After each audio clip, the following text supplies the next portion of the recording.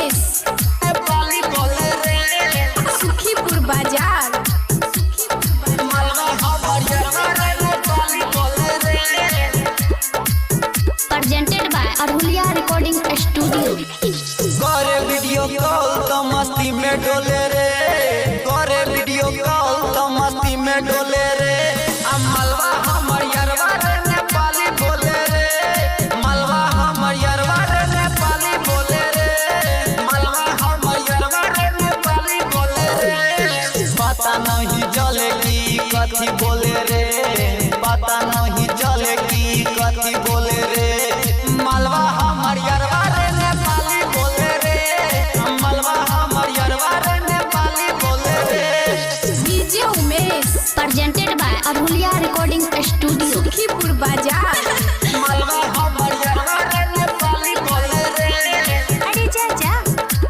नेपाली बोले रे जी ये बिहारी बाकी रहे काठमांडू हल्का में लेबे हमके बुझैया पांडू मैथिली ही गाना तो खूबे सुने रे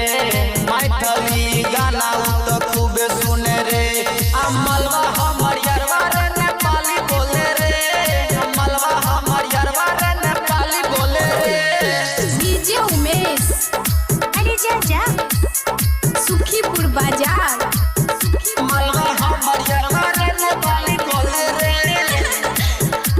नेपाली बोले रे बोले नेपाली रोजे पूछे हाल चाल रे मन करे चुमली ही चुम के गाल रे बोले नेपाली रोजे पूछे हाल चाल रे मन करे चुमली ही चुम के गाल रे राइटर राकेश के गाना सुने रे राइटर राकेश के गाना सुने रे मलबा हमर यरवा रे नेपाली बोले रे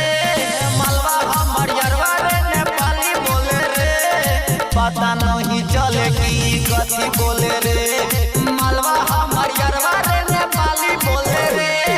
Presented by Arhulia Recording Studio.